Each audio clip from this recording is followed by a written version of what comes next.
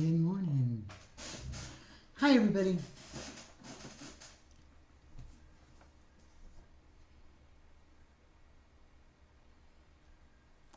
Good morning. Hi, it's Stacy.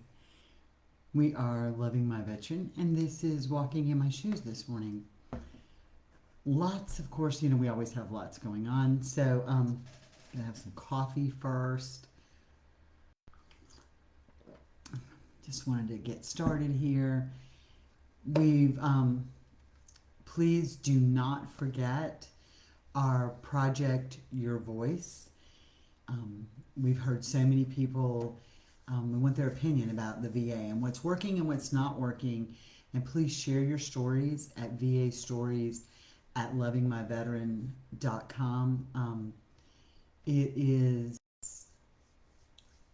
yeah, it's June. Yeah, that's it.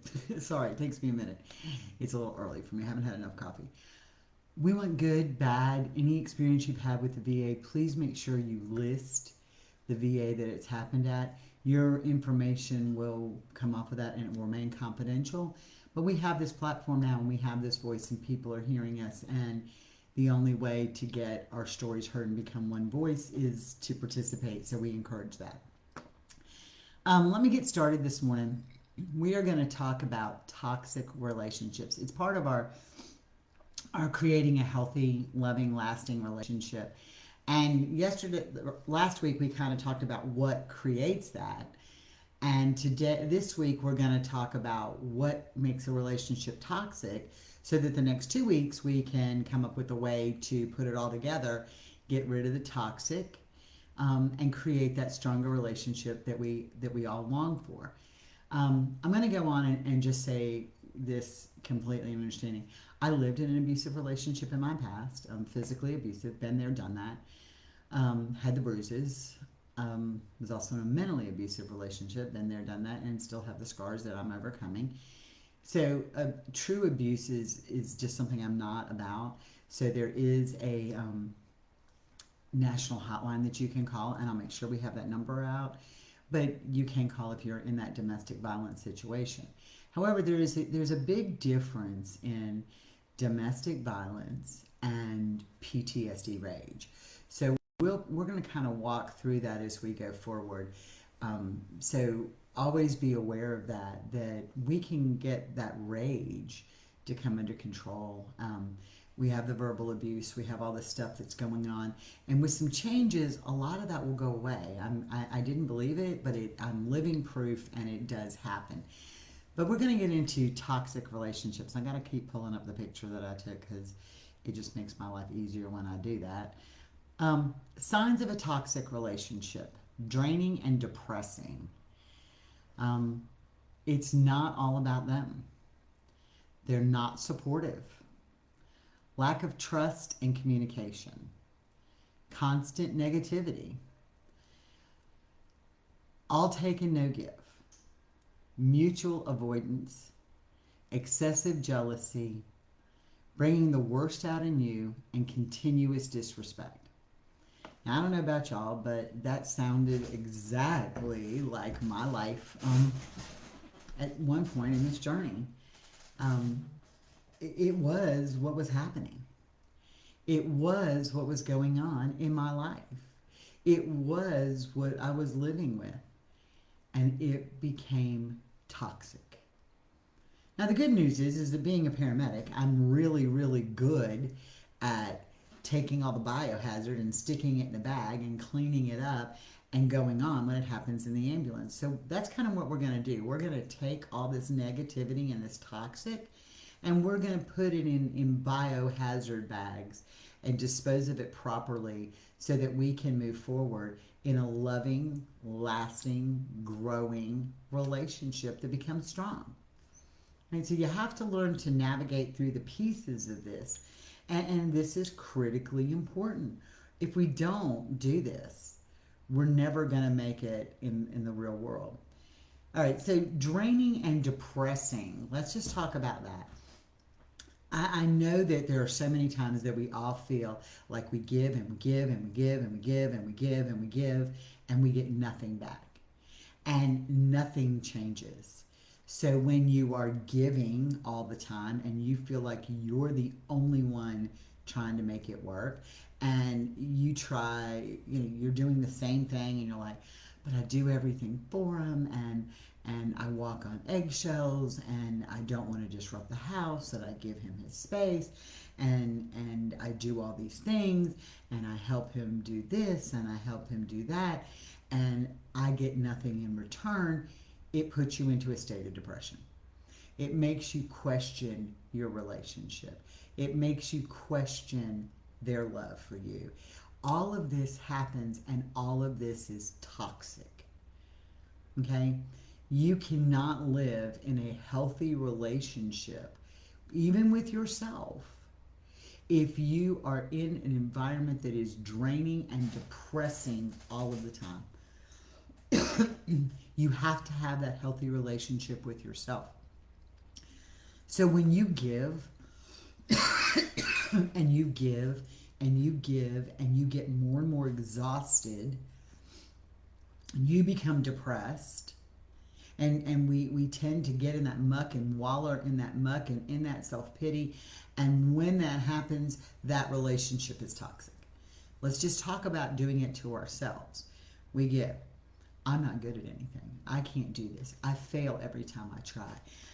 Why am I unlovable? Why do I do this? When we start feeling that way and we wallow in that self-pity, okay, when we do that, it becomes draining and it becomes depressing, and we've got to pull ourselves up out of it. So we can't even begin to deal with that part of the relationship with our veteran if we can't deal with it with ourselves. Okay? So self-care is super important. And I know we talk about it, and everybody's like, you people are crazy. But I'm telling you, learning to get through and navigate through the draining and depressing and get yourself into a self-care state is important. Y'all know I posted this weekend about what's going on in my life and how my heart broke for Carl, and how I could have wallowed in that. I could have wallowed in that. We all have our stuff. We all have our issues. We all have things that come in our lives that drain us. But we can turn that off. We are the one responsible for what comes in and what goes out of our life. We are responsible for what comes into our bubble and what we project out of our bubble. Okay, I know that is tough. Good morning, Marianne and Sunny. But we're responsible at the end of the day. At the end of the day, what we allow into our bubble, or all throughout the day, what we allow into our bubble is our responsibility. Now, I'm not telling you there's going to be emergencies. I mean, nobody plans on your kid falling and breaking their arm. Okay, and at that point, when your kid falls and breaks their arm, or in my case, my two grown children, they were in high school, were joking around playing football in a parking lot at lunch, and one ran into the other one and snapped the collarbone. So when Seth had to go to the emergency room for his collarbone, that had to come into my bubble, where I wanted it there or not. But I could have sat there and let that just keep going. Well, David, you look what you did to your brother. Look what you did to your brother. Now we have to do this. I could have let that go on for the 10 weeks it took Seth to heal.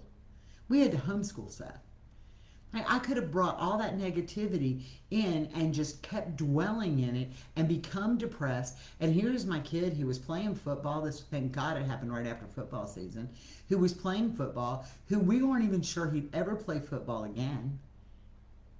And I could have brought all that negativity into that bubble and gotten super depressed.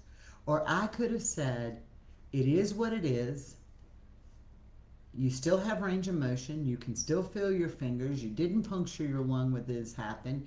You don't have nerve injury. Yes, it's going to be tough. Sit your tail there and do your homework. This is our life. Suck it up and let's go. Right? You don't have to bring all that in. So the same thing happens in our bubble.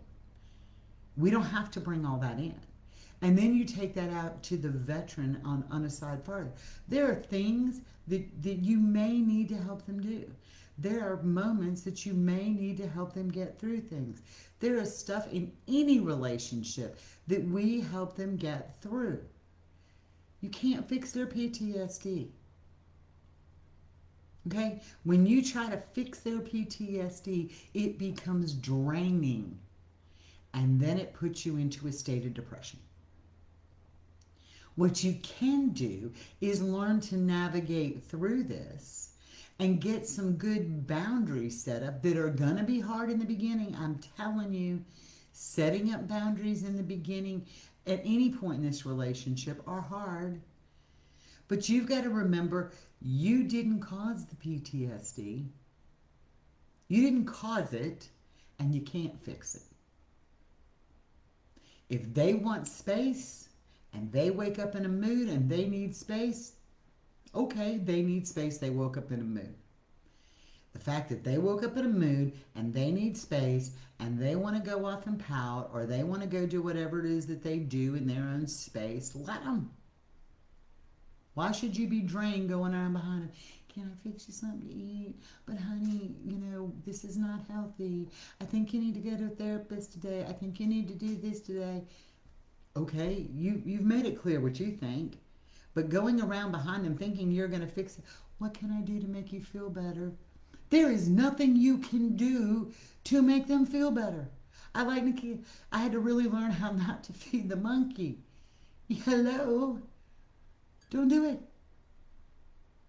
Because when you do, you become drained. When you become drained, you're emotionally tired. When you're emotionally tired, you have nothing to give, and that leads you to a state of depression. Okay? You have to get this. So that's how you remove that depression and drain from your relationship. It's toxic. Get your biohazard bag out and look in your bubble and say, I'm going to clean my own bubble up. I'm going to clean my own bubble up. Your PTSD, while you and I are going to navigate through it together, it is your responsibility. I can't make it go away. I can do things that help us communicate and help lessen it as we go. But when I continue to do this behavior, it's draining, it's depressing, and it's enabling. Okay, we need to practice those words. When I feed into it, it becomes draining, depressing, and enabling. And people by nature, not because they want to use you, but people by nature take the path of least resistance. And enabling becomes something that they suck in. And the only person, it's like they're the ones who have to account for their PTSD, and they're the ones that you can't fix it. You can help them navigate through it. You can help them do the things on their list that they're not taking responsibility for. You can walk through them with it. But when you do it, you enable them. So why should they do it? And they're the only ones who can take accountability for their PTSD, and you're the only one who can take accountability for the enabling. They don't make you enable them. They don't make you enable them. I mean, I remember in my first marriage, David was a horrible drug addict, right? And I knew that. He was also a horrible abuser. And I knew that. I had the bruises. But you know what happened? The days that I had the black eyes, I didn't go to see my family. When I assure you one thing, I would have walked in that house the very first time with a black eye, my brother and my daddy would have handled it for me. But by hiding it and by piling the makeup on and by giving him credit cards to charge cocaine, which was a whole nother thing, okay? By doing that, I enabled that behavior. I made excuses for that behavior and I let it go on without realizing it. Did I deserve to be abused? No. But by not addressing it, I enabled it. And that's what happens in these relationships. You are accountable for you. Stop enabling. Easier said than done, I know. I get it.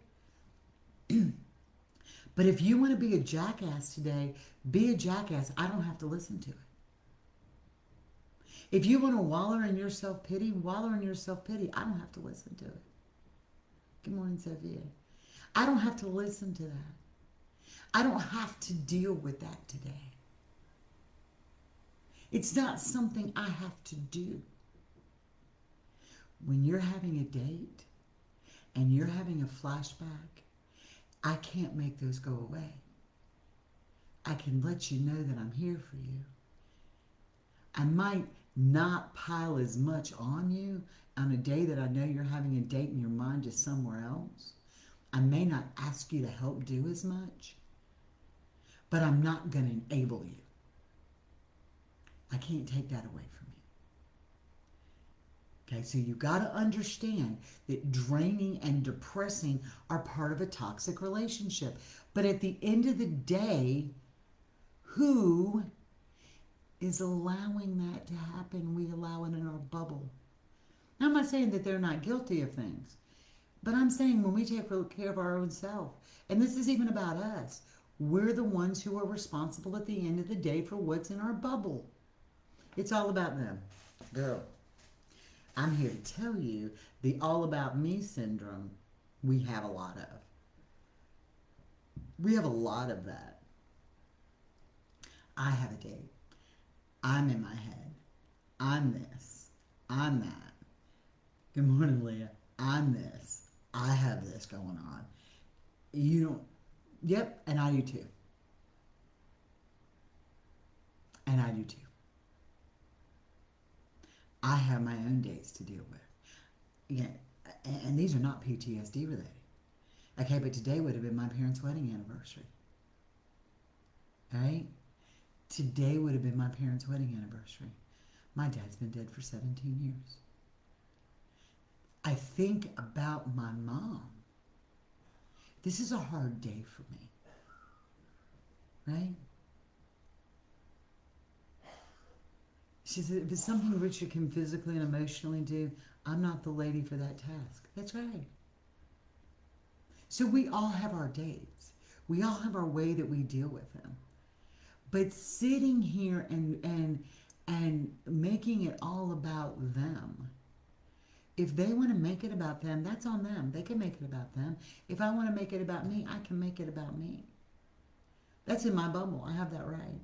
But I don't have to let their stuff come into my bubble. Again, they don't have to let my stuff go into their bubble. But I'll tell you, when you stop making it about you, when you stop making it about you, you will find that they stop making it about them.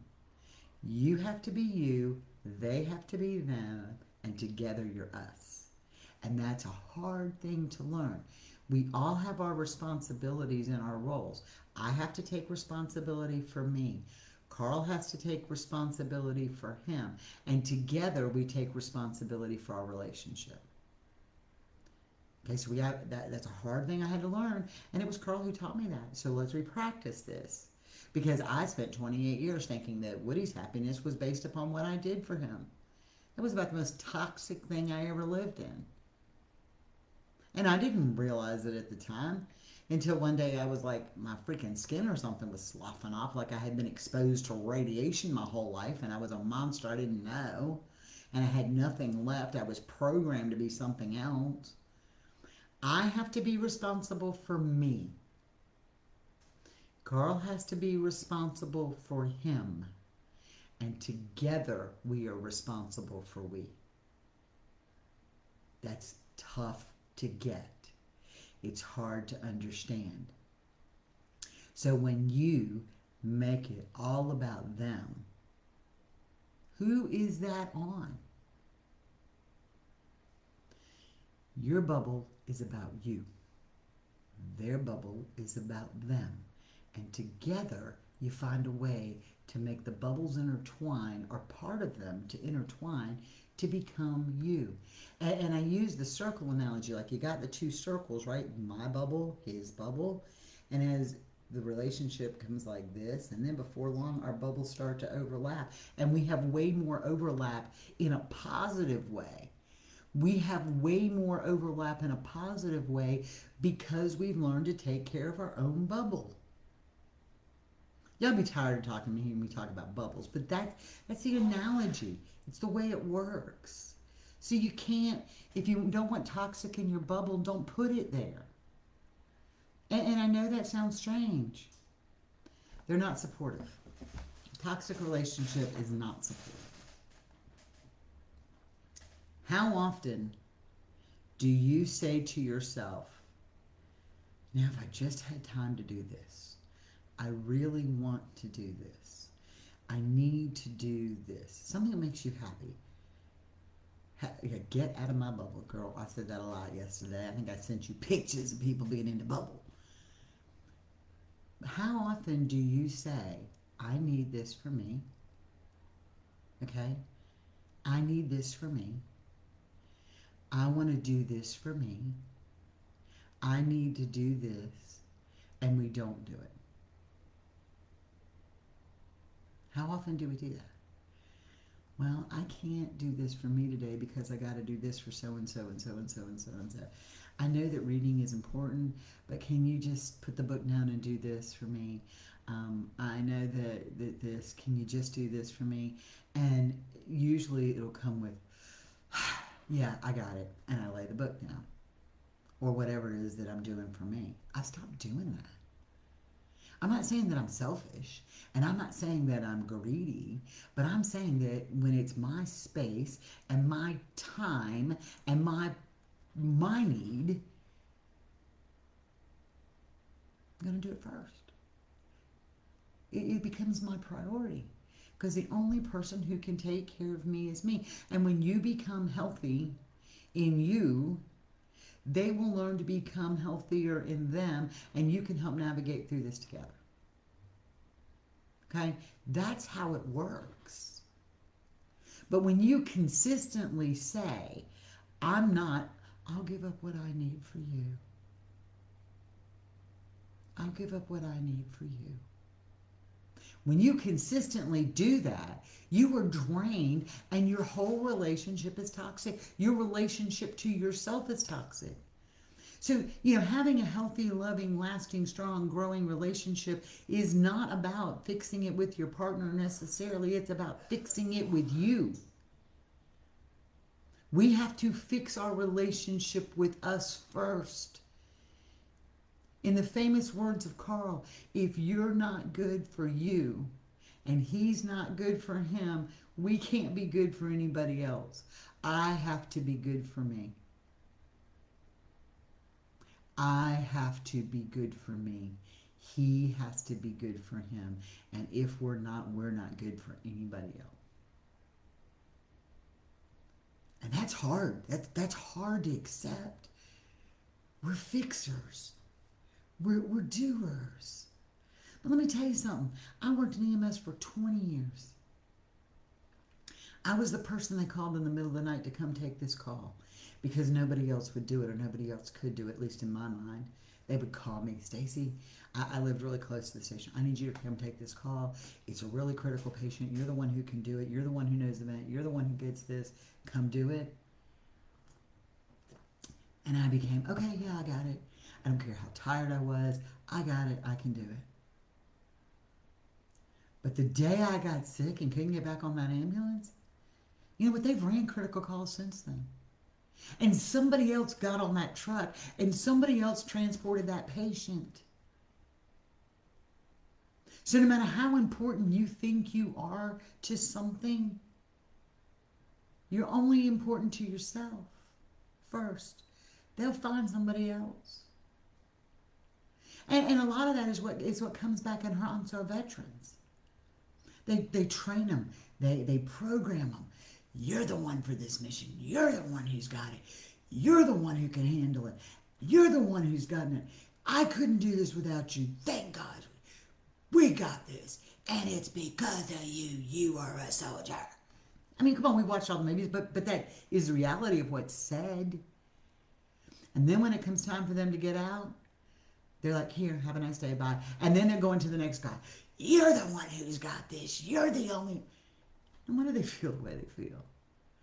They're brought up to this pedestal that we can't do this without you. You're the team leader. You're the one who can do it. You're the best gunner. You're the best this. You're the best paratrooper. You're the best everything. And soon they haven't even got the ink dry on their discharge paperwork, and there's somebody else that they're pushing up to that top, and they see it happen, and then they're like, what the hell was that? Got to be good for you first. You have to fit first. You have to build yourself up. You have to take care of you.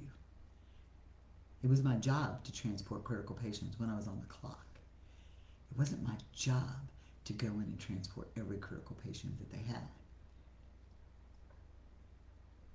And I didn't learn that. I can remember early on when they said, I won't say early on, when we did the first ECMO transport, you know, and they take all the blood out and they run it through this machine, and it's basically what's keeping them alive.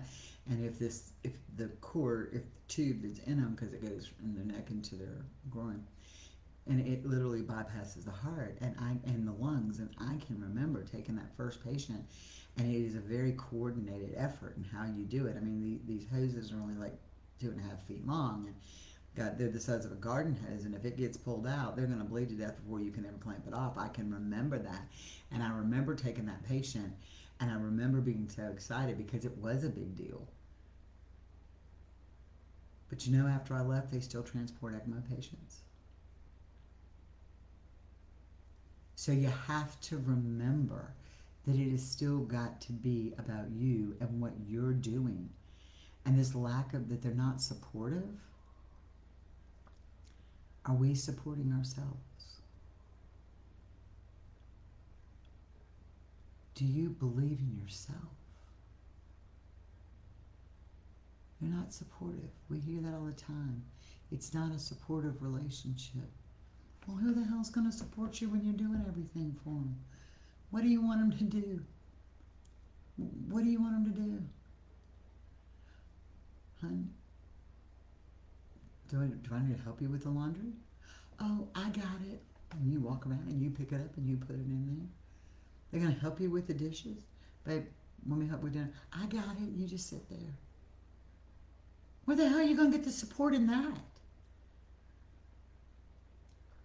Because we enable. We enable. Do we want support in what we're doing? Absolutely. Carl's best way to support me in doing what I'm doing with loving my veteran is one, he lets me bring it in the house every single day. And I thank him for that, and I love him for that more than you will ever know. But the other thing he does for me is when I run around and get a shower and I've had my time and I've done my venting and I got my day planned for the day and I need to run and jump in the shower before I do these, he makes sure the laptop is set up, that the camera is set up, that my notes are where they need to be, and that my coffee is made. That is supportive. He's not doing it for me. He doesn't do these for me. I do these. Well, we all kind of do these because I get information from everybody and go forward. I get these. But in a toxic relationship, there's no support. And, you know, I used to sit back and say, well, you're not helping me do anything. You're not supportive of me doing anything. I used to think that. Okay, so he might not fold the clothes that are in the basket, but you know what? I don't ever do laundry. And he does help me fold clothes, but not, you know, he doesn't fold them every day. I don't ever do laundry. Hey man, washes and dries and puts all the clothes in the basket and brings them in. And sometimes he'll help me fold them, and other times I'll just fold them because it's easier for me just to fold them and put them up. And I usually tell him that. I wash the dishes, ain't no doubt. I mean, he will, but he puts every dish away out of the dish drainer. We both cook dinner. But he makes sure every day that I had this, and people are like, I was like, you're not supporting me in anything I do. And I mean, the tears were just running, and he looks at me and he's like, do I get your coffee every morning? I'm like, oh, yeah, you do. So there's a lot of times we think that we're not getting support, but we are in a totally different way. And again, it comes from how many times do we tell them no? How many times do we tell them no?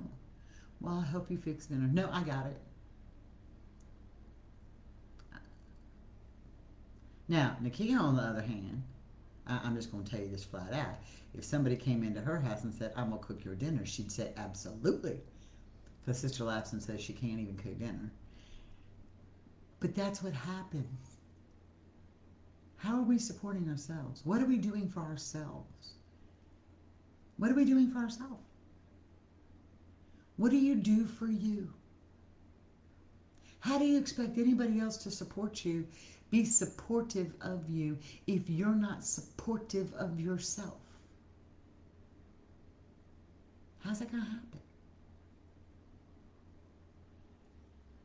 So yeah, all these things are toxic. But the relationship starts with us. Our relationship with ourself starts with us. You can't expect a healthy, happy, strong relationship if you don't have one with yourself first. Think about when you go buy a bag of potatoes, right? You got this bag of potatoes sitting here and they all look great. So this is our relationship with everybody. It all looks great.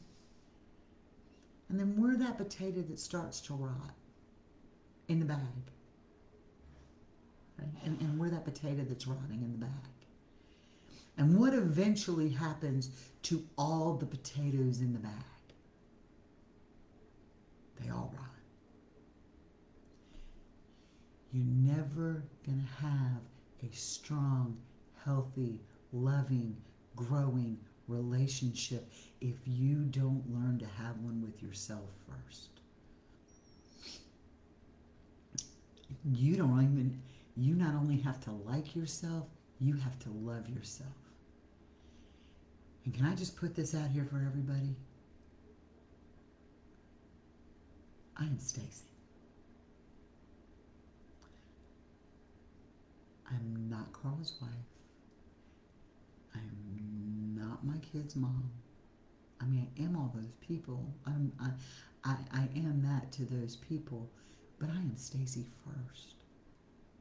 And if I don't like me, and I don't take care of me, how am I going to take care of anybody else?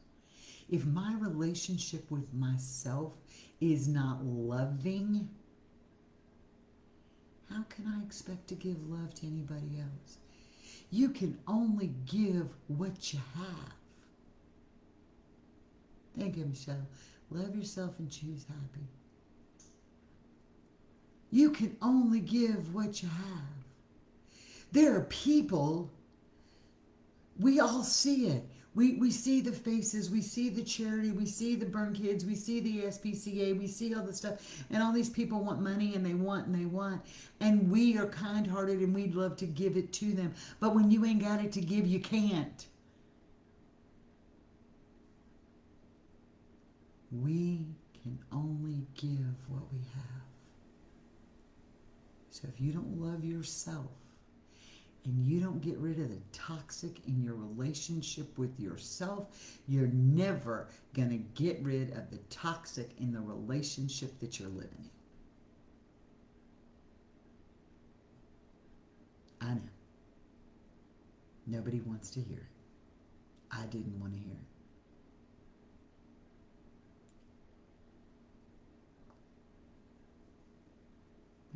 I miss my Richard being able to help. Please learn to involve them. Later, it will make it easier when they can't.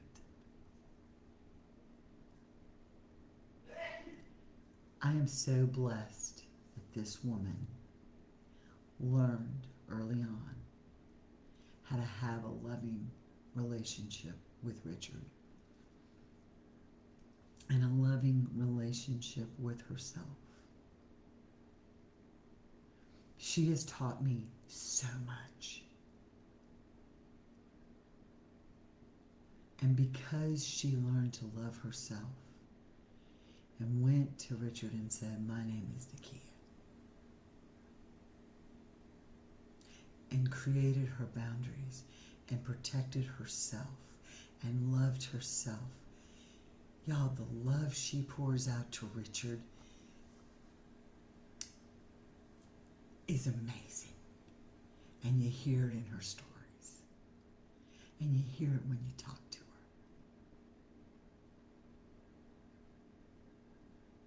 She loved herself first. And now she loves her Richard.